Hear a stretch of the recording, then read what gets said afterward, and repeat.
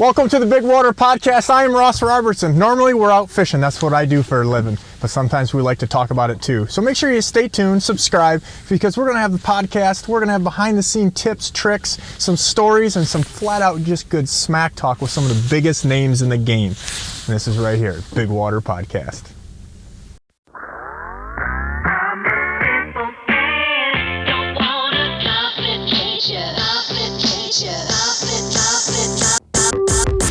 Welcome to the Bigwater Podcast. I am Ross Robertson. Fishing is what we do, but we like to talk about things that ain't necessarily always fishing too, and that's going to be definitely the case today with my guest, Troy Linder.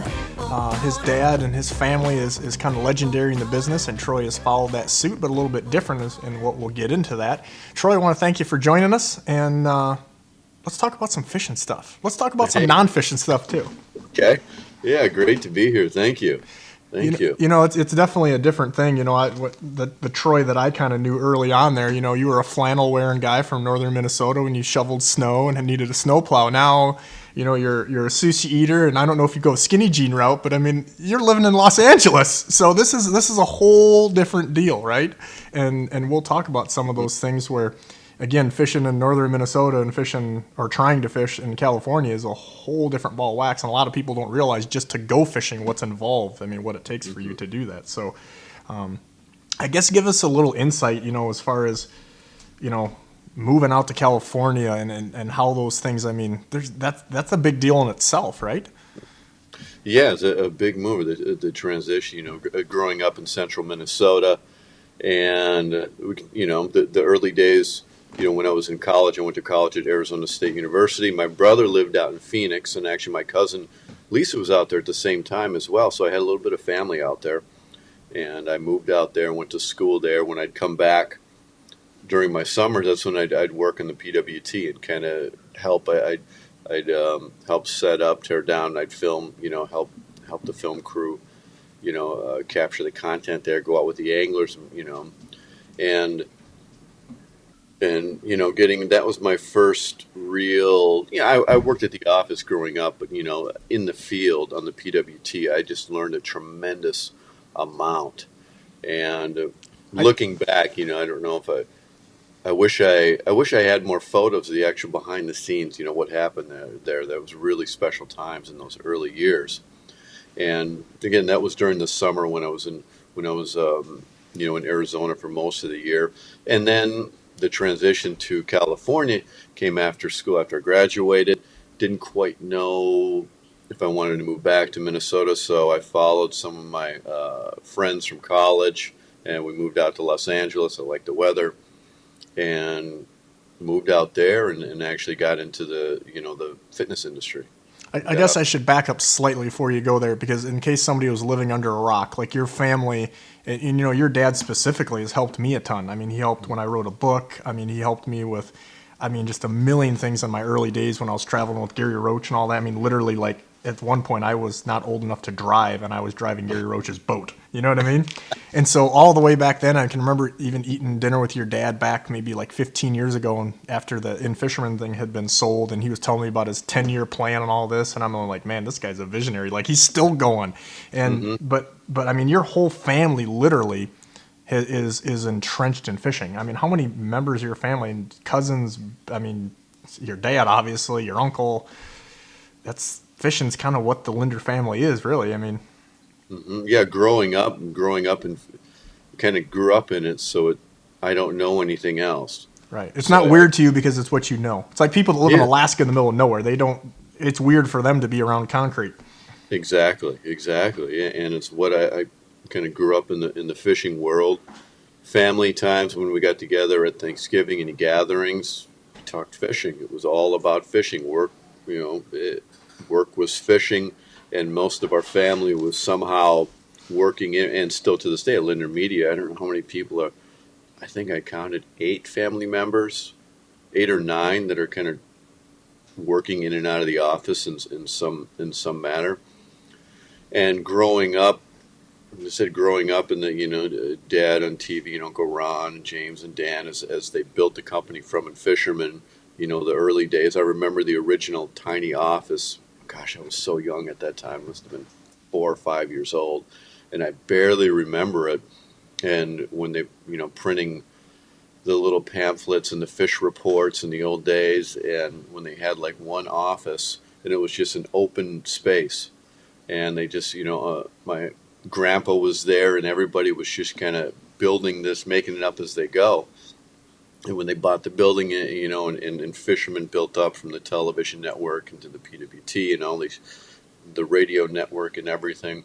And then again, it switched from there to Lindner Media after they sold that in whatever, 99 or 2000, and then switched into, strictly television, video production. Again, my whole life, I don't, it's what we grew up, what my brother and I and my family grew up in, and it's exciting. It's exciting. I still get excited. When I catch a fish, when I see a photo. Let's say of you holding up like a giant walleye, like that's I see that, and it's exciting. And when that excitement wears off, well, I don't know what I'll do. That's exactly right. People ask me all the time. They're like, "Man, you've caught 1 billion of these things, and you're still." I'm like, the minute that I don't, I'm out. But kind of backing up, I think that as you talk about these things, because I love the behind the scenes stuff. Even obviously, I know you and your dad and things, but I don't know the whole thing. We could do 10 podcasts and not even touch on that. But I remember interviewing your dad when we were going to do some digital sound bites for my print book that I wrote maybe 7, 8, 9 years ago, something like that. And we had your dad and Dave Sanda on the phone. And I do an impression of your dad, which sometimes you laugh at, sometimes you don't, but that he always just giggles. But I said, so how do you, because I'm still even at this point, just really involved and engaged in how these things transpire. When they did so many things that just there was no ground, like the Guggen squads and the people today, there's more of a map to how to do this. And your dad is largely responsible for your family in helping provide that map. I mean, when we were doing this interview and I said, so how did you come up with In Fisherman? And he said, well, it was the In Crowd. And so we thought, hey, we'll make this the In Fisherman. That's how the name came about. I'm like, how do you come up with a magazine? And your dad turned to Dave. I could just visually see this as we're recording. And he's like, so Dave was fresh out of school. Like Dave said, he was the self-proclaimed kid of the group. And he was like, hey, Daver, on Monday morning, tell me how we do a magazine.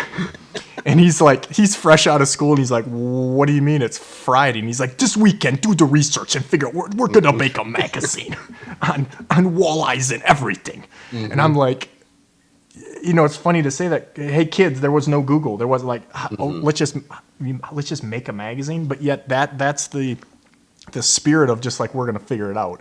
And they've done that, 1 million times, whether it was the PWT, Walleye Insider, In Fisherman, all of those things. And those people like your dad have laid the groundwork, and really your family, for the Guggen squads and the YouTubers and all that, for allowing it even to be considered what I do, even a job. You know what I mean? So kudos to that. And that had to be, while it's great for you, it's probably, I look at it kind of differently. That had to be pretty hard for you because you're growing up and, stepping out of that shadow a little bit, or, hey, Troy's with this because his dad, or, that had to be, you had some opportunities, no doubt, but that had to be kind of that had to be tough at the same time, no? Again, I don't know any other, life than the one I've been living in. And it kind of, for the fishing, for the fishing side, when I moved out to Los Angeles, I kind of stepped away after the PWT stuff. I kind of stepped away and I got into fitness to try and cut my own. I guess I wanted to prove to myself, outside of fishing and the industry, and I have a passion for health and fitness and sports, and I kind of came out here. Because let's just tell people, you don't want to go into a push-up competition with Troy. I'm just throwing that out there. Well, years ago, I used to be. Now, the wear and tear on the body is a little bit. You're too humble. You're too humble, but yeah. And moving out to Los Angeles with zero connections and kind of building up, my own personal clientele. I went and worked at, I started from the ground up as low as you can go as a staff trainer at 24 Hour Fitness and LA Fitness. I did that for 1 year, took my clients private, and then bought marketing books and went to events on how to market fitness. And I sent out mailers. I'd write mailers and I'd buy lists off of the U.S. Postal Service subscriber lists, and I'd buy it and target it to zip code. And I learned marketing, quite well from that, and to build up my fitness business with zero contacts. And I was able to meet some incredible people and train some some great people. And I guess, when I do something like the Fishing Careers Workshop and I try to, inspire people to make a living in the fishing industry, and they can look at me, well, of course, your connections, your father. Well, it's the way I built myself up in the industry out here in Los Angeles is the same hurdles that other people are going to have getting into fishing. Zero contacts, no, nobody, don't know anybody, starting at the lowest level as a trainer that you can even, making whatever, $12 an hour or $10 an hour on the floor. I think it was like $10 an hour or something, just picking up weights and trying to sell people on training. and and you got to hustle and grind. People that want to make it in this industry, you got to hustle and you got to make good connections and you got to represent yourself well. And that's what I did in the industry, in the fitness world, and got on actually on. Do you remember the Best Damn Sports Show period? Yeah. Yeah. So I was on 2 episodes of that when I was training Amanda before we went to the Beijing Olympics. Well, she went to it. Amanda Beard, right? The Olympic yeah, swimmer? Yep. Yeah. For guys at home that don't know the story there, you were, yeah, I mean, that's the cool thing, not to interrupt you, but the cool thing about, I think, training that I never even thought about until you just said that is kind of like fishing or my guide clients. I every day have a person from a different walk of life that we have that common bond of liking fishing, but yet this guy could be an astronaut. I've had admirals in the U.S. Navy, and I've had a dude that empties, he works as a garbage man. And the same thing with training. You get people from all walks of life with a common bond of wanting to do what you also have a passion for. Yeah. It's the it's fascinating getting to hear people's stories, and when you have a connection and a similar, in the health and fitness world, also in the fishing world, when you meet people, you go fishing with them like your clients. And if I have when I'm fishing tournaments and I fish with somebody, that has nothing to do with fish, they love fishing and they enter these tournaments. I fished with a number of years ago a gentleman. We're fishing Lake Mead, and he is a guard at San Quentin prison. Cool. And he's got some stories. We need to talk to him. Holy cow. And I was like, we had a tough bite, tough day but he told me some stories, and I'm like, not so tough now.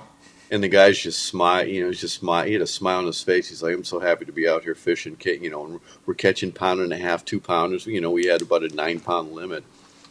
But it was for him, that was the best. And he told me some of the stories that he deals with, and some of the people, and that, like, these people on death row, and like, yeah, they got nothing to lose, man. They don't care. Oh my gosh. But then it kind of puts you in perspective, when you're fishing. Oh man, it's a tough day there's relatively, you can have bad weather and you have tough bites, but it's not that bad. It's right. Really not Things that could be bad. A lot worse, right? Yeah. And the commonality, like fishing brings people together so much. It's amazing, how just, from different walks of life, different socioeconomic backgrounds, that, the fish don't care. And when you're out fishing and you talk to somebody about fishing, if they love fishing, immediately you have this common interest. It seems to be different than like people that love football or passionate about football or other sports. There's something special about fishing worldwide, that people that enjoy fishing, even professionally, casually, it's beyond language. It's beyond everything. It's worldwide, and it goes back thousands of years. If I'm in an airport and I've got a Mercury hat on, people will come up and say, "Hey man, you fish for, you fish?" They won't necessarily do fish for a living, because that's probably not what they're thinking. But you'll start talking, all of a sudden a guy will be like, "You do this a lot?" Or, you know what I mean? Because it's that common bond, and they don't know who I am or what I do or anything, but we instantly have that kind of connection. And we both probably have a million stories like that, whether it's just getting gas when I don't have my boat with me and somebody sees something, or they see a sticker, on the back of the truck, or whatever it may be. And you instantly have that camaraderie almost. Yeah, there's just something special about it. And even when I'm like fishing places like here, like the Santa Monica Pier or the LA River, the Santa Monica Pier, I just throw out a little swim bait and I catch a fish, or I'm throwing out an X-Rap, and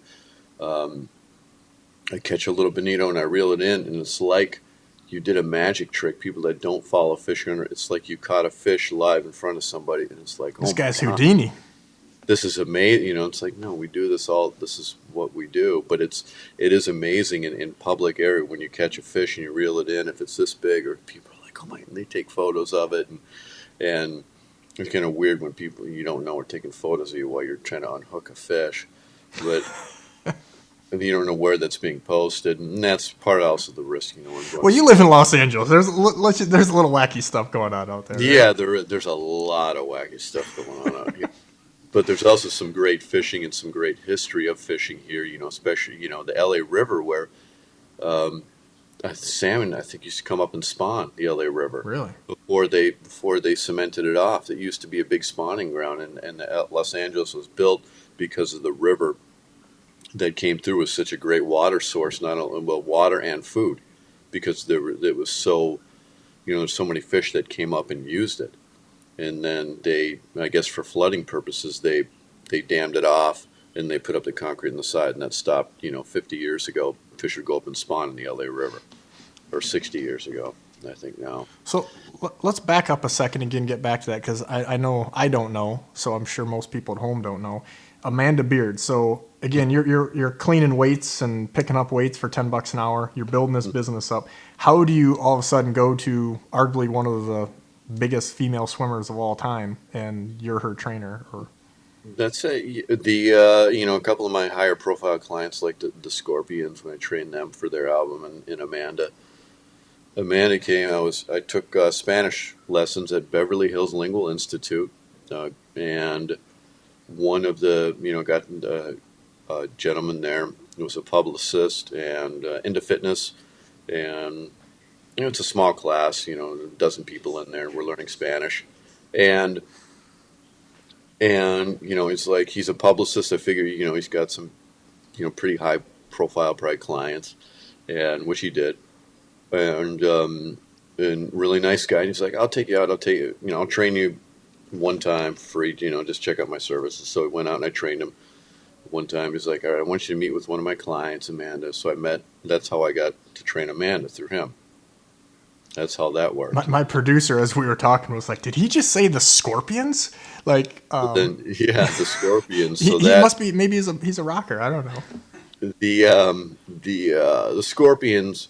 That was an amazing experience, and how that I don't talk a lot about how that happened. So a friend of mine, trainer, that we trained together at 24 Hour Fitness. And years later, we trained at the same small kind of boutique gym. There's a single gym that just independent trainers work out of. And he was moving away, and he had some clients, and one of them was his producer, Desmond Child. And he's moving away, and Desmond produced Bon Jovi's "Slippery When Wet" and a bunch of other, Ricky Martin's "Livin' La Vida Loca," very high profile music, producer and writer. And I think we need some "Slippery When Wet" when we cut this. We need to throw some in there. Yeah. I don't know if we can afford that, but I think we'll want to throw some of that in there. Yeah, I don't know. "Living on a Prayer" or something. I don't know. Yeah. Oh my God, great album. That album is incredible. It's just like hit after hit after hit. And so I trained Desmond. So my friend, he moved away, and Desmond still had a number of training sessions still available. So I said, yeah, I'll take over, for him, and I'll train Desmond. So I trained him, and then I got to know Desmond and train him. Great man, really, really smart. Those guys, it's just, he's on another level. With music, he looks up and he's thinking of something and producing somebody's out. When I'm training him, he would get on the phone and think of something and call about whatever artist that he's talking to, and just the way his mind works. Just to be around someone like that was pretty awesome. And one day he comes into the gym. He's like, I have a new client for you. I said, okay. I was like, all right, this is about noon. He's like, I want you to train the Scorpions, because he wrote their album, Humanity Hour 1. He was producing that album and helping write it. And I'm like, okay, he's like, all of them. You have 3 hours. I want you to go up to Hollywood, meet them at, I forgot the one studio they're in there right now. And I said, what about, you set them up with everything. They need massage therapists, they want trainers, they want dietitians, everything. And I'm like, I'm like a one-man guy, you know, it's just I'm a solo guy. And I'm like, okay, so no problem. And then I'm like, oh my gosh. So I went to Staples. I bought this nice new shoulder bag to make myself look more professional. I went home and I printed out all these um, waivers and all these forms. I dressed nice. I remember having the air conditioner. I was driving like this. I had the air conditioner vents pointed at my armpits because I was so nervous. I was sweating through my shirt. So I was driving like this, and I had the air I conditioner thought on trainers high. wore like sleeveless in California. Like, yo, bro, Well, no, what's well, up, I bro? wanted, I had a call, I had a nice kind of collared shirt, Well, okay. and I went in there and I met with the band, and I got to meet the guys there, and that's how I ended up training them. And they said, they said, do you have this? Do you have this? I said, yeah, I got massage therapists. I got Klaus, the lead singer. Klaus likes to play tennis. So yeah, I got a tennis pro. I had none of it. And so after I met with them, I had to go find, and I did it in 2 days. I found like 5 trainers. I figured out how to do. I went to Google and I was like, independent trainer agreement, printed it out, put it into Word document, rewrote it, changed the wording to my business, figured that out. Got massage therapists, got dietitians. I think I got a crew of like 10 people in 2 days, and just figured it out. And then I trained them for the Humanity Hour 1, and this is while I was fishing tournaments too. So I'd have I train some of them sometimes. I have other people, and I'd go and I'd fish tournaments. And I actually went up to see them. I went up to Clear Lake. They played at Clear Lake at Canocta, the casino that isn't there anymore. But they played a concert there. I went and I saw them there, and I actually brought my boat up and I fished. And I tried to take them out in the lake, but they couldn't. They didn't have enough time with the schedule and that. But I wanted to take them out fishing, catch some of the big bass in Clear Lake. And that's some of the journey. I got out of the fitness industry, full-time personal training, once I kind of transitioned for Ontario Experience and got more involved with Linder Media a few years ago. I mean, the fitness thing, obviously, when you were doing it, I mean, to me, obviously, that's how you were making a living, paying for all that expensive Los Angeles. I mean, it cost millions of dollars just to try to eat and feed yourself there. But I mean, how I kind of got to know you even better, I think, was when you were doing stuff. I can't remember what you called it, fishing for fitness or something. And you were doing some stuff with FLW. We did some articles together for FLW, and I think maybe even in Fish. I honestly don't remember, Outdoor Life or somebody. But because that was an aspect, is because fitness was a part of my life, and I realized it really helped me even at a young age. And you were kind of taking that to a new level, and a lot of guys back then especially were like, nah. And we think of fishermen as a beer belly crowd, like a fat old guy.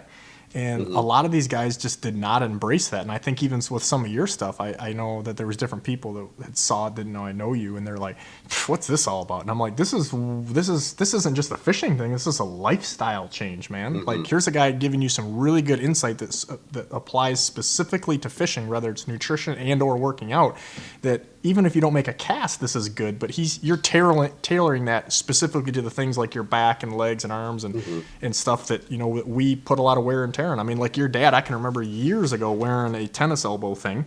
Yeah. I mean, musky guides, same thing, and different things that you can tailor with that. And I mean, I wish that would have gotten bigger or people would have embraced that, but I still think even nowadays people they don't understand how important fitness and even more important nutrition is. And that's probably, I'd like to get some tips from you that you can help these guys, because this is not like you even have to have a personal trainer to do these things. And you don't have to spend millions of dollars on nutrition, right?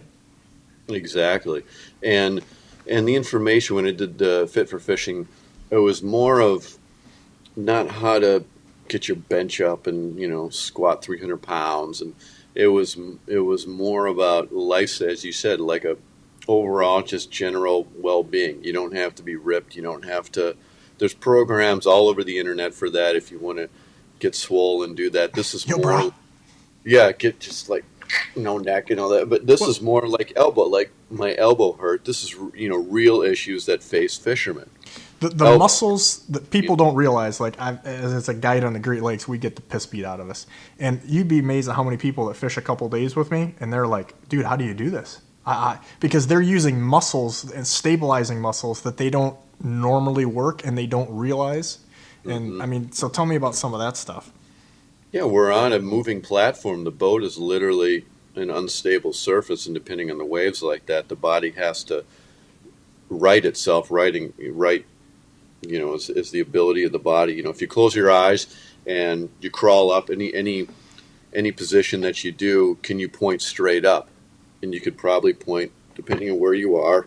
You can close your eyes. No matter how you're manipulated, it's righting. The body knows where up is, and on the platform like that, the body constantly has to adjust to try to keep yourself. No matter this, the body wants to stay like this. So the boat and the waves are going like this, and you don't want to go like that. You want to stay up like that. So it's going like this. These muscles have to work. The other muscles have to work.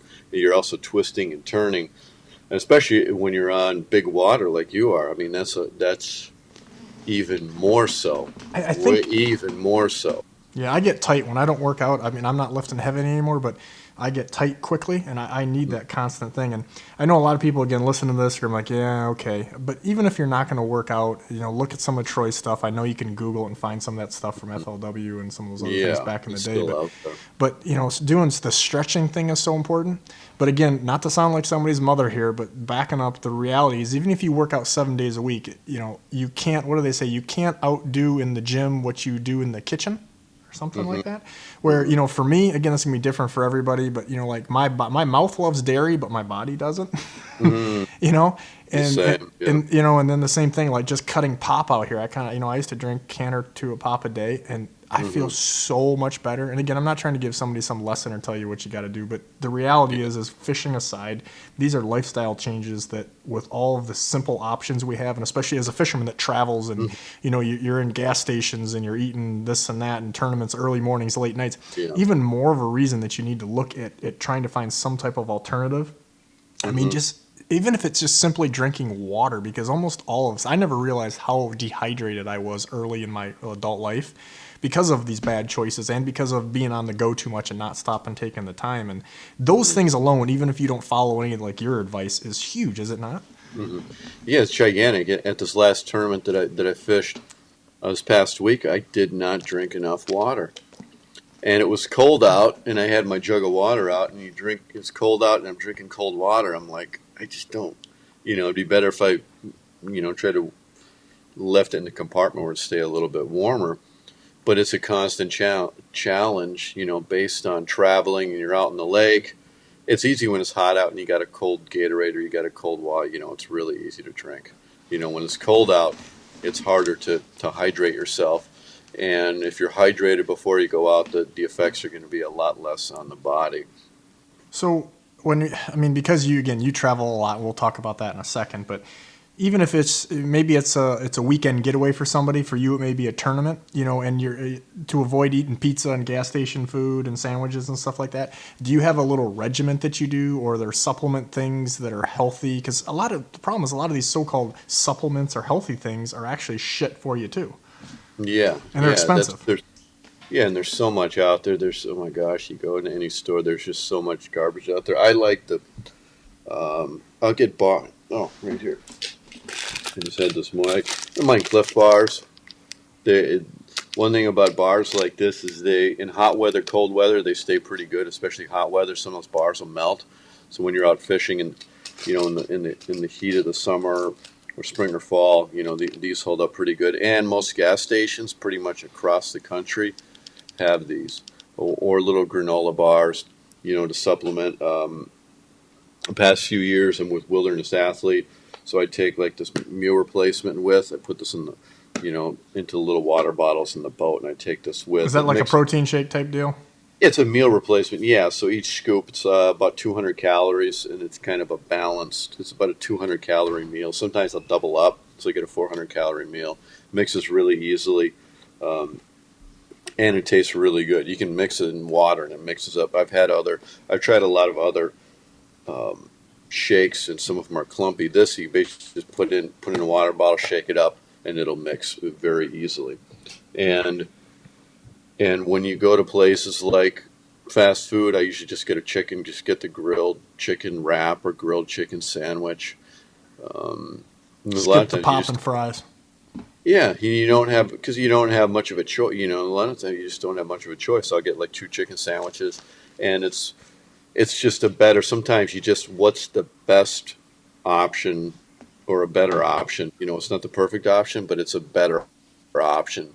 A Subway sandwich over something else. Granted, a big piece of bread with it's still some of the processed meat, but it's a little bit better. And I think those choices, when you're trying to make just a little bit better choice, one choice here, one choice there, it adds up over time. And it's tough in small town. It is. When we don't have a lot of options. And that's kind of what I wondered, as you rotate that in, because me and you were talking about, and you ended up going. I just couldn't make it work with my schedule to Europe to do a Xander trip, which you ended up doing and had some good success with that. And that's even more complicated when you get overseas because you know even less of things. And tell me a little bit. I mean, we won't get into too much more in the nutrition thing, but I mean, the thing that I know that I've learned a lot from you and would like to learn a lot more, and I'm sure the guys listening will too, is how do you set up these trips? Because I follow you on social media. We text back and forth. Mm-hmm. And you go all over to some unique places. These are not like Carnival cruise deals. I mean, you're in some really interesting places and getting to experience some you should have your own travel show. I mean, I know you kind of do with the Canadian thing with that Ontario experience, but tell us about some of these trips. You just got back from one of the Asian countries, or was it Thailand? Yeah, China and Thailand. Well, mainly Thailand. Yeah, so I love fishing. Well, number one, I love fishing new water, whether it's like in the springtime, going to as simple as the Dakotas, or even exploring new lakes in California, Arizona. When I would travel, they kind of started. Some of these, the seed for some of this was when I'd travel from California back to Minnesota. I just pull if I saw, I'd kind of plan my route, and I just pull over the road and just fish a bridge piling, fish a little lake, and most of the time I strike out, but that excitement of new water and new challenge, is a lot of fun. And I looked at, around the world, you look at some of these trips, and there's lodges and there's other things around the world that are pretty expensive. If you want to do a guided trip, or you go to these different areas in Europe and it can get kind of expensive. So I kind of do it the street fishing route, where, how can I go there? Can I rent a boat? And I just kind of do it on my own. It's control my own schedule, and it's a little bit tougher. For a guy that owns a Ranger bass boat, you sure do fish out of a lot of do. waders, or I've seen you in these with the little Minn Kota, electric on a rental boat. We've talked about this a lot privately. Yeah. And how many times, like you said, that you're fishing by a bridge somewhere with one of those little travel rods you got? You probably use a travel rod more than you do your other stuff. Yeah, this is the right here. So this. You see, this is this is a St. Croix. This is the Triumph Travel. And you can see this is the rod right there. I put it in the screen. It's 4 pieces. They make a few of them. I think four different models. I believe a medium light, up to like a medium heavy, or a light up to medium heavy. And you can see this fits in a backpack, and also in your carry-on as well. And then I also have heavier rods like this that are taped together. I kind of tape 2 of these St. Croix cases together. These are heavier, a little bit heavier. I don't always bring these, but the 4-piece ones, I mean, these are really simple to carry.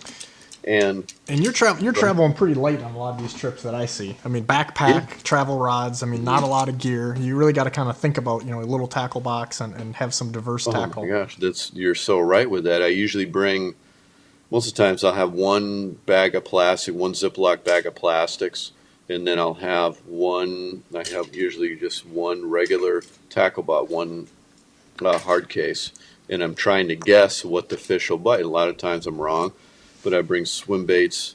Best thing that I've found, moon-eye jigs. These work everywhere in the world for about any fish. Leadhead jig, man. The leadhead with the swim bait on there. You cannot beat that, or jerk bait. I bring an X-Wrap. And a single hook for carp species, bred on a hook. A lot of fish, if they feed on the bottom, catfish, carp fish, they hit that without question. So give me a tip here as far as, like, if I was to go on the next trip with you, what would I find out the hard way that we can save these people? What's aside from the pack rod and traveling light and kind of having a diverse setup? Different countries have, in Europe, that I found out, the different countries have very different fishing regulations and rules. And I didn't like Netherlands is the easiest by far. You just get a V's pass. It's about $40. You can pretty much fish any water in the Netherlands if you go over there, and it's loaded with fish. You have other countries like Switzerland, and I didn't know. I tried to find online a lot of these, these regulations, and a lot of it's in another language, and it's lost in translation. And I didn't know in Austria and Vienna that I showed up to fish and get a fishing license, found out I couldn't get it. I had to take an exam, and then I flew all the way over, and I had these fish. I walked around the city. I flew all the way over there, and I went to fish Bratislava, and it was $100 for a day pass. I'm like, all right, I'm not, okay, never mind. $100 to fish. Are we spoiled over here or what? Year. Well, it was for you had to get the whole year thing, but I didn't know till I literally got there. And places like the Netherlands, we went to the Netherlands, it would be really easy. You fly into Amsterdam, you can fish the canals, catch zander, and catch carp, and catch a lot of, cool fish right there, right in the Amsterdam Canal. Are there any resources online that can help people make these, or is it just kind of almost to kind of find out the hard way because there's so much? You got to find out the hard way. There's like Alaska. Alaska is brutal. I mean, really? Alaska. You can only. And we know the language, right? You can only fish this stretch of the river with a guide. You can only go this stretch of the river Monday, Wednesday, Friday. You can only fish fly fishing over here. This is only open every other week. Oh, they closed the season because they met a quota. You almost have to have a guide in a lot of sections of Alaska to just be legal, and it sounds like that's kind of the same in places of Europe.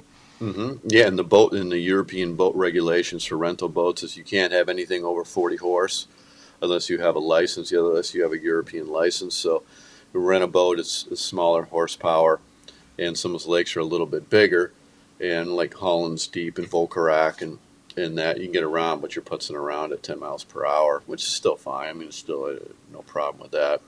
And when I go at like Thailand, I asked around I tried to find some information. Everything geared me towards fishing parks. So they have those fishing parks that they stock all the big fish in, and besides that, you got to go way into the jungle with a guide to catch fish, and that was your two options. So basically, it's like coming to the U.S. and then fishing on one of those stock trout ponds, and not going to Clear Lake or Lake Erie. Mm-hmm. Mm-hmm. And it was kind of disappointing because I couldn't find. There's no information. So when I went there, I brought, I pack really light for my tack. I probably bring 10 pounds.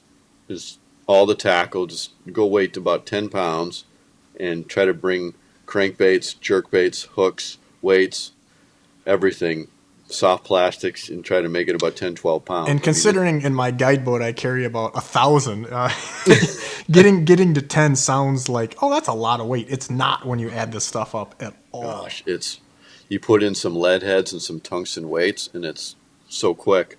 And some of the shad wraps and X-wrap, lighter baits like that, but then they get bulky.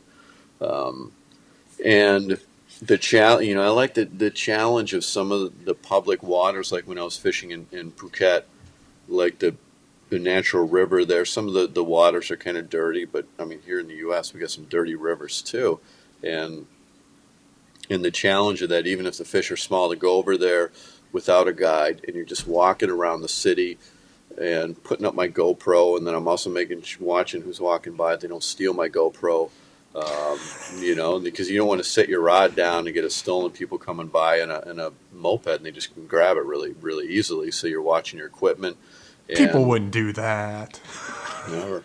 And then making sure that you're a white guy in another country with a chesty on and a GoPro and fishing equipment, They're target. Big target. You're a big target. You just got to flex them guns, and just show them what's up every now and then. So they flex a gun on me or a knife, and they get everything, And it's a reality, the safety. I've never had any issues. I've been in some pretty sketchy areas, but I go there during the day. Pretty much the sun's out. I wouldn't go to some of those areas at night, and I'm very careful of where I go. But it is fun. And a lot of times you don't need, like Japan, you don't need a fishing license. Some of the rivers, so you can fly into Tokyo, Osaka, and you can just go and fish those rivers without a license. Really? And some of the lakes you do need a license, but some of the main rivers you can just go there and fish them. But if you do catch a largemouth, and if you look at my videos, if you do catch a largemouth bass in Japan, you're not supposed to release it. So if you look at my videos, from my Japan series on my YouTube page, you won't see any video of any largemouth released. And you can guess if I released those or kept them. I won't say. Wait a minute. Because, I mean, for people that don't know, bass fishing, I mean, you can go down to, like, I work with Ranger boats, and I know you run one. You go down to Ranger, and you start seeing these, like, yellow and purple and orange, I mean, crazy color boats, you know, when I'm down at the factory for meetings and such. And every time I don't even ask anymore because I know where they're going. They're going to Japan. I mean, bass fishing is pretty big. I mean, baits over there, you know, I've seen you go over there and buy stuff. You get these one-off or these, like, they're almost like artists that design these baits. You get $300, $400, $500, $600 or more swim baits. You know, that's a whole podcast on itself. But the point is fishing's pretty big in Japan.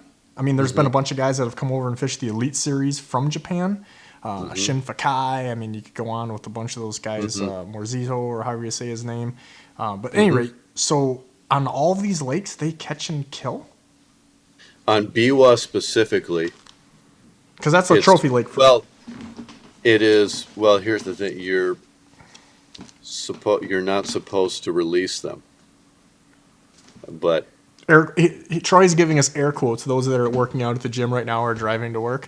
But fishermen are self-policing themselves unofficially. Yes, and you know, I don't want to get anybody in trouble over there, but the fish population is healthy. The bass are healthy, and any fish that I caught there was obviously really, you know, oops, I accidentally lost. I tried to get, but it slipped out of my hand. Every fish I caught accidentally went back in the water.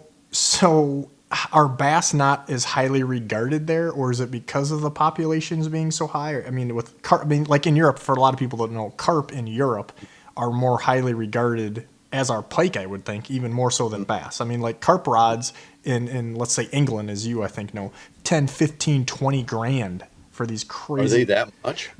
I mean, not that all of them are, but they can be. I mean, we're talking carbon fiber and all these. Wow. I mean, yeah, I've got a buddy that's into that stuff. I mean, they're way into that. Now over here, generally speaking, we think of carp as kind of a joke, but over there, you know, pike, it's a different deal. It's a totally different deal. So in Japan, I mean, how do those bass, with the masses of fishermen, how do they really? It's the trout in Lake Biwa. You know, there's something, and I don't know the specifics of it, but I know that in Lake Biwa especially, you know, the bass are, I think there's barrels on the shore that I saw, and he told me about it. There's if you do catch a fish, bass, you're supposed to put it in a barrel. But I don't think, I don't know if anybody's really doing that. I mean, there's not that many, you know, the bass population in there. The lake is gigantic. It's 300 feet deep. It's huge. Bass aren't doing that much. Well, I mean, when I heard the word trout, because, you know, I always give all my buddies that are trout guys a hard time, and it's kind of like on the West Coast. I can remember old Gary Roach stories from the 80s out there where they were throwing walleyes on the bank on the Columbia River because of the precious trout. You know what I mean? So as you go to different places, even with the United States, there's I don't even know what you'd want to call it, but it's not a preference. I mean, it's just this wacky mindset of what's more important. Mm-hmm. Yeah, very selective over here, and we're blessed to have as much fishing and as much fish as we have. In Thailand, for instance, everything is caught and kept.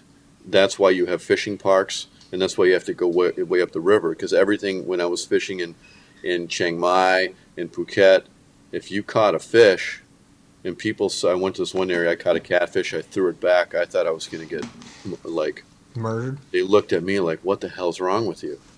And everything that's caught is kept over there, and especially nets. Is that because it's dinner? It's dinner. Yeah. It's a food source. You catch a fish, it doesn't matter what it is. If you don't even know what it is, cut it up, put it in the soup. And it's food for the family. It's food for the family. I realize this is a somewhat ignorant question because each country is going to be different. But do you think, because I almost feel like fishing, while not in the United States, is becoming a rich man's game because it's just getting so much more expensive to participate. I mean, in Europe because I've traveled in Western Europe, you know, and done some fishing, and there you don't see a lot of boats. Most people don't have, you know, big trucks to pull a boat with. I mean, to own a boat is kind of a big deal within itself, so a lot of it is shore fishing. So I guess my question is, you've traveled a lot. Is the general perception over there is that not many people fish? Do a lot of people fish? Is it a rich man's game? Is, you know, like... It is, because there is so much shore fishing. So you only need a rod, and you just need one rod, to go out there and catch fish. To own a boat, it is, because you have to get a license, you have to pass an exam. Many countries you have to pass a big fishing exam, like Germany. You have to take a test for the exam. Austria, same thing. You have to sit down, you take a multi-day test, you got to pass a course. To be able to operate a boat, you have to take a big exam. You got to go out in the boat and show that to get your boating license. Hey, with some of the people I've seen on the Great Lakes, I wouldn't mind if we had that almost. I do, and I'm there with you. I wish there was some form of that here in the U.S., especially if you're getting a big bass, anything over 20 feet or up or something to that, like show that you can operate that boat. I'm really not for more regulation, but sometimes it seems like, good God, man, people are just insane. Yeah, for safety, for safety. I mean, for safety and some of that stuff, you see people launching boats. It's like, geez, like you can afford that, but just take some backup lessons. So, and again, I know a lot of your travels because, like I said, we talk and see your social media stuff. And you guys, if you do yourself a favor and go look at some of Troy's social media stuff and follow along, you get to see it's almost like going on National Geographic with some of his crazy travels. But so you mentioned earlier that the Netherlands are pretty easy. I mean, that would be maybe a good trip if somebody wanted to start off with going overseas. What are some other places that you've either hit and would do again or recommend to somebody like me, or that you would put on your list that you're going to be doing soon, just haven't got to yet?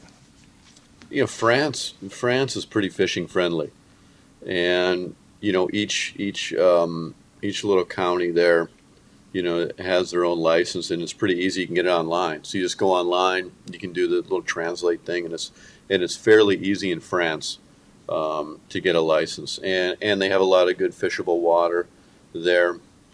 I just fished in eastern France when I was there, when I went to the VMC factory, and the countryside there is incredible, and there's places just to pull up right on shore, and you can fish right from shore and catch some fish there. And Switzerland is very regulated.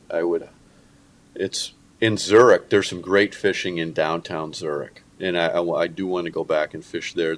That's where I caught that big barbel. There's some giant fish in there, and in Switzerland, you have to, per regulation, when you catch a fish, you like fishing in downtown, single barbless hook, and when you catch the fish, you have to hit it with a blunt instrument and try to kill it right away, so it only suffers once. You cannot catch and release unless you did not intend to catch that fish. And in my case, I did not intend to catch. I was trying to catch a zander on bread. Air quotes. But I was trying not to, the fish that I caught, I did not try to. You did. We're not into. But you're supposed to. You read the regulation. You're supposed to kill unless it's too small to keep or too big. They have some wording in there. But there's been lots of air quotes here. And they talk about a bat. They're supposed to carry a bat, hit the fish, and keep it. Every fish. If I carried a bat with some of the people that I fish with, I probably would use it on them. Or they'd use it on me. I mean, it would turn into UFC really fast. But yeah, it's crazy to me because I've heard this from other people, and I just go, because over here, you just like, what?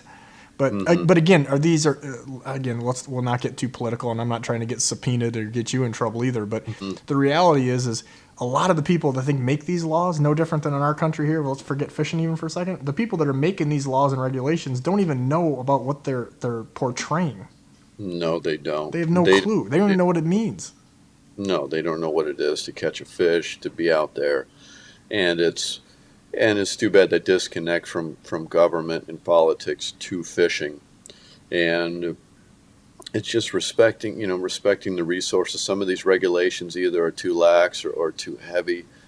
And I've seen that over there when I go to some of these countries. I just want to go catch a fish and release it. And sometimes it's interesting. I haven't mentioned this. Like I go somewhere like I don't know, Thailand, or I go somewhere. If I catch a fish, and I forgot the way I was gonna word it. If I catch a fish, hold it up nice, and release it, people will complain on shore that I released it and didn't keep it, and then people on social media will complain that I hurt the fish or if that was right. You're damned if you do, damned if you don't. Exactly. If I keep the fish, then the people on shore, good. If I release it, they get mad, and then social media, why would you keep it's this amazing It's like we're just talking politics without talking politics, you know? Yeah, yeah. And people on social media love to comment on fish posts and this when they don't know the. See, I'm not familiar with that. I haven't, I haven't seen any opinions on social Oh media. my gosh, it's unbelievable what these internet experts that get on there. Keyboard commandos is my term. Keyword, yeah, I like that. Keyboard commandos that get on there and have zero clue about what they don't even know anything about fishing when they're getting on there and commenting about something and what you used in this, and it's like, oh my gosh, just the ignorance. And it's a very, very small, but it's a vocal portion of social media, and it's too bad that it's there because it ruins. I don't think it helps grow the sport, and also I think to some extent, the social media with people posting so much is that it's also hurting some of the fisheries by seeing in the background where people are fishing, going to those spots, and then people going there to catch a fish to be able to. Why do you want to catch it? So I can hold up the fish and show it. It's like, okay, well, would you do that if you aren't going to take a? You're just going to. Would you still go out and fish if there was no social media? And that's a great point because I get that all the time because I'm conflicted because contractually, as you are, we have to promote and show these things. I mean, I'm taking pictures when we're out doing all these different things. Personally, I don't want anything to do with any of that stuff. Personally, I don't want anybody to know where I'm at, what I'm doing. I just like to keep to myself. But the reality is that's not really what I signed up for in 2020. Now, back when we started our career, I was talking on a podcast with another guy, and basically he was kind of said that same thing. He said, there used to be secrets. Tournament guys used to have secrets. Now on Bass Tracker Live, we see what the guy is throwing before the tournament's over. Other guys in the tournament know what the guy is throwing. And on the spot, on the point. Exactly. The Where, little what, boat how. icon is sitting right there, and is like, oh, they're fishing that little point. And there. so, yeah, I mean, where a guy may have done well on a ledge or something, there's a club tournament there with 200 boats on it the next weekend. It's burnt. You know what I mean? Yeah. And it's the same thing, again, with the social media thing. And I don't want to go on that tangent too much because we've already been there a million times before about, would you really be doing this if it wasn't for the picture?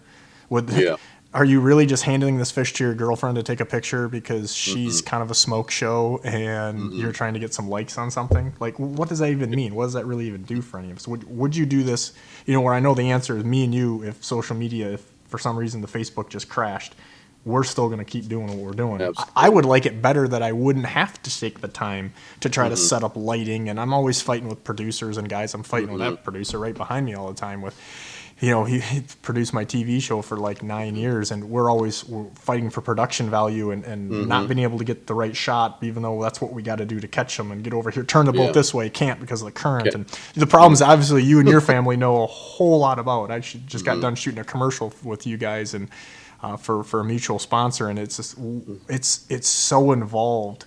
With what you have to do. People have no idea on the complexity to make something look simple and easy. And getting it's the feeding the content to the sponsors in this that which it needs to be there. And some of the when you talk about the tournaments, and because you can go to some lakes and if you don't show the background or you don't show this, but you're trying to promote lures and you're trying to promote areas, and it's a balance. You can do that without burning fisheries, but some of the tournament areas, it's just the nature of what it is. Unfortunately. And I think that's why the tournament world is there's so many people making a living. I'm one of them that's outside of tournaments anymore because that whole complexity has changed. And a lot of those guys haven't adapted. Again, like we said, we're doing podcasts. We're doing all these different things to do the same thing in a different way. I mean, I've got friends that are like old enough to be my grandpa, fishing buddies, that they're listening to podcasts now. And that's why I'm like, man, I got to do a podcast. Like if I've got a dude who's 70-something listen to a podcast while driving down the road, we're missing out if we're not offering this. And again, it offers a whole different thing because I think it's neat, and we're getting way off topic, but who cares because we got no agenda here, right? Yeah. I think it's neat to hear. I mean, I've known you a long time. I've known your dad like a really long time. But, knowing these little things and the behind-the-scenes stories on how you grew your thing, I mean, to me, that's no different than when I get to fish with somebody that I haven't fished with before. You get to know a lot about them, you know what I mean? And it's like that with these podcasts. There's a lot of behind-the-scenes stuff. I mean, rarely on these do we ever start talking about I mean, we haven't hardly today a wacky rig or a Tokyo rig or anything specific like that, because the reality is that changes. Nobody cares. I mean, they care, but they don't. Yeah. But seeing the faces and learning about this stuff to me is much more interesting. I mean, I know that, this overseas thing, fishing is super, super. I'm just entrenched in learning all of these things, and I was hoping you give us some more tips as far as some of maybe not a tip, but give us a horror story, because then that's sometimes the best tip. Give us a horror story of some of your travels overseas where it just shit hit the fan. 2 weeks ago when the coronavirus broke out and we had to fly through Shanghai. Did you get one of those nice little masks and everything? Yeah, we wore it. Yeah, we wore it. And when we got over there, my girlfriend got warned on social media about a month ago, actually more than that, 5 weeks ago, that there was a unknown pneumonia going through China. And this was right around New Year's when we flew over. We transferred through Shanghai and didn't know anything about it. Like, okay.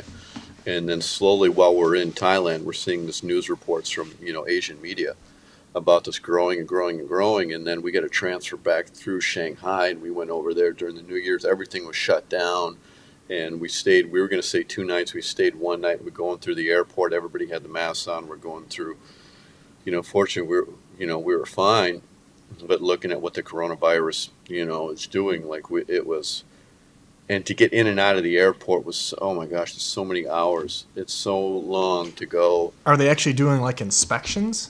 Or you go through the heat thing. You got to take the mask off. You take your hat off, and you walk through this infrared thing where they just take temperature readings on people. But just going through the airport, like getting our luggage, taking a thing to the airport. Before you go in the airport, you got to go through a metal detector. You got to put all your stuff through. So we're carrying all our stuff, and it's like you got to walk across the airport, sit in line for an hour, check in, go through another thing, immigration, go through another thing, go through it's like. It's exhausting. It's and that's the unglamorous thing that of the travel. You see the nice. I'll have a post of me holding up a fish, but you don't see like just the. There's a lot that goes into that. I got sick this past trip. I got sick from heat. We were kayaking. I had heat exhaustion. It was really hot, really humid, and I didn't hydrate properly. I did not hydrate properly. Troy the trainer forgot. And I still make, these mistakes that I should, know about, and I'm trying to, be better at it. But we came off the water, and then I had some, like, food poison. I had this spicy shrimp thing, and I got back. I showered, and like, for 2 days. That doesn't sound like it. It sounds great to eat, but not when you got to be anywhere. Oh, I was sick. I got so sick. I got out of the shower that night, and we had to transfer. It was the next day, so all night I stayed in bed for about 24 hours. Then I had to carry our luggage out. We had to go to the airport and fly from Phuket to Chiang Mai, and I just felt like shit for about 2 while I'm traveling. Imagine and people have traveled while they felt bad, and this was like heat. I was heat exhaustion. It's what it was. Like just I've had that before, and it was right, and I had the shake, and it was just like. That was a horrible, one of the worst, couple days I've ever had traveling, and that was just this last month. And then on top of after that, the coronavirus deal that's going on over there. So there is some, you got to be careful when you travel, and some of the tips, that I said, you look for the cheap, when you travel these places, you can track flights on Google. That's and kind of closing up. That was the thing I had for you, because I've seen you sent me stuff like, hey, I went to so and so for $150, and I'm like, what? Yeah. Like, so yeah, give us some of those things that you. Yeah, so a couple Google Flights, you can track it. You can also, I subscribe to Scott's Cheap Flights premium service. That's how I got my some of these really good notifications. You can also find it on Skyscanner. I do searches on Momondo, and you find these. You can track flights, and you look for these price drops, and they drop off. And then you just find little cheap hotel deals that I went over there with my girlfriend, and when we're staying in Thailand, she used her points. So for our flight, she used her points to fly over on Delta, and then the flights within we had to pay to fly down to I got our flight to fly down, but the other flights are $60 $70 once you're in Thailand, and most of the hotels there are $35 to $40 a night for a nice hotel. Meals are about $5 each per person. When we'd have lunch, it'd be about $10, $12. I've seen some of the shit you're eating though, and I don't know if I'm going Well, there. You're way more daring than I am. No wonder you're getting sick all the time. I mean, you're eating scorpions and I did eat. I haven't posted that video yet of the scorpion. It was the biggest. I've ate scorpion in China before. They're like the smaller scorpion. This is a scorpion about that big, and it was. This is California Troy eating. This is not Minnesota Troy eating. This is Minnesota. This is Minnesota Troy eating scorpion from a market. It was really crunchy, except one of the claws. I had to spit out one piece of the claw. I couldn't put, but they cut off the stinger thing, and you bite into it. And it's got a nice little warm, juicy inside, and nice crunchy outside. And it's more for show. Anyway, but there's good food and there's good deals when you go to Europe. There's ways to travel, on a budget and make it worthwhile. Eating out of convenience stores, getting little sandwiches, and where you're not spending a lot of money. Then there's ways to do it. And Netherlands too. Nice thing is Amsterdam is close. Anywhere if you're traveling from Minneapolis, Chicago, New York, Philly, Atlanta, Dallas, you can get to Amsterdam, pretty much nonstop and pretty cheap, relatively cheap. Some of those flights are $300, $400. If I was your agent, I think I see it. I know you're doing this Ontario Experience TV show and everything, but I think that this is your calling right here. You could be the Anthony Bourdain / fishing guru setup travel guy. I mean, well, it's thank you. I really enjoy doing it, and and what I enjoy out there is not. When I go there, I try to find the raw fit, if that's the right word, the real fish. I just go to a city and I try to find where fish live without a guide. Sometimes I meet up with my buddy Christian Drost over in Amsterdam, and I'll go out with him. But when I fished in Amsterdam he's a little bit east of Amsterdam, but when I'm fishing in Amsterdam, those times are just by myself without a guide. Anybody can do it. They can just go over there, bring a travel rod, and bring a little swim bait, bring a hook. You can pretty much go anywhere in the world and catch a fish. And that's what's kind of exciting. You don't necessarily have to go spend $500, $600 in a day on a guide. Sometimes that's necessary, and that's the only way you can get bit, and go catch a fish. But there's other cities, I'd like to explore. Paris, Istanbul, Morocco. I almost went to Morocco this spring. I wanted to go fish Casablanca. And then up in the high Atlas Mountains, there's a lake for zander, largemouth bass, and carp. And that's, those are some of the exciting, the exciting trips that are, budget-wise, you can make them happen relative. If you're a solo traveler, if you're single and solo and you want to go on these trips, you can make it really cheap going basic economy, flying over there, doing carry-on.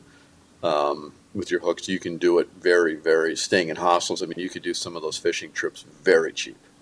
Well, hopefully next time I get the invite, I will have a schedule that's clear, because I definitely missed out on that. Was it the Netherlands where you did the Xander trip? Yeah, Netherlands. Yeah. I missed out on that when I met those guys at ICAST with you. They were characters. I'll say that. Some big Xander. They were some characters for sure. Big Xander, big pike over there. Pike and Xander perch. It's a lot of fun. Well, leave us with one either horror story or tip or something that will someone just have them with their jaw on the ground a little bit. Just one thing, because, I mean, again, as much as you travel and as you've done, not that the coronavirus escape was not a big deal, but give us one really good thing that make me just kind of turn my head sideways. I have to think of the, it's kind of the amount of time. I'm trying to think of a crazy story. I can't think of any necessarily offhand, but some of when you're traveling, or when I'm traveling, it's the amount of time traveling.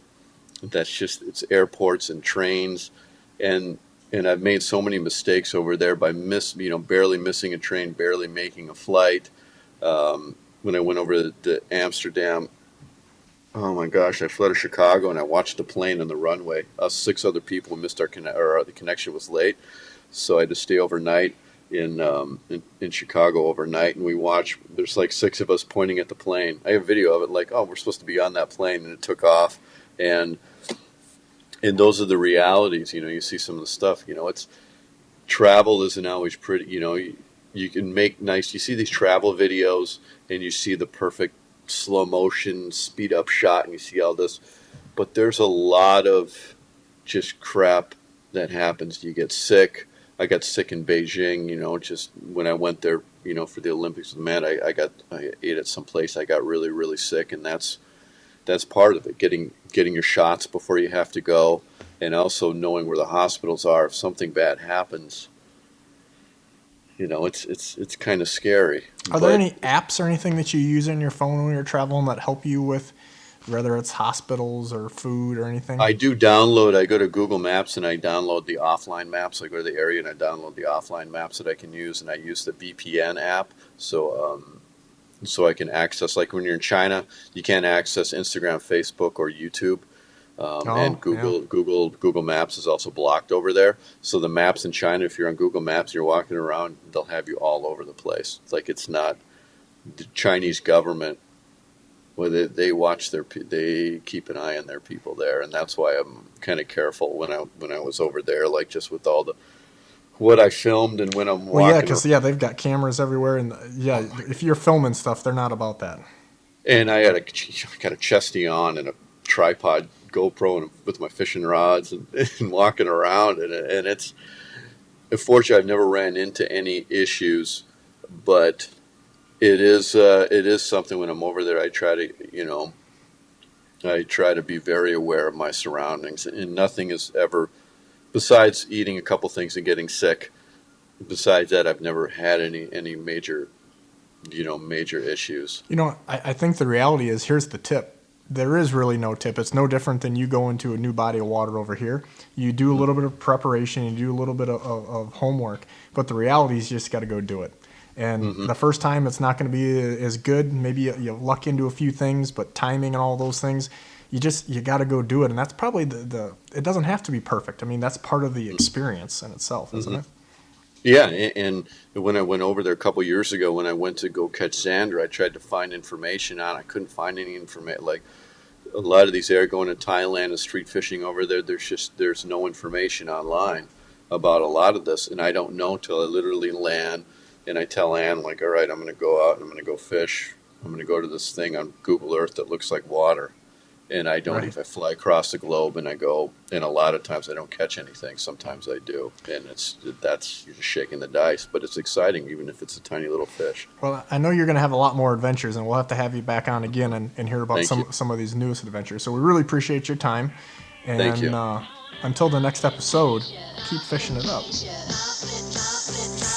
Thank you for tuning into the Bigwater Podcast. Make sure you like us, subscribe to us. Bigwater Fishing, just everything from Facebook, Instagram to YouTube. Fishing's what we're talking about, even though we get on some tangents here like we did with Troy Linder. Thanks, guys.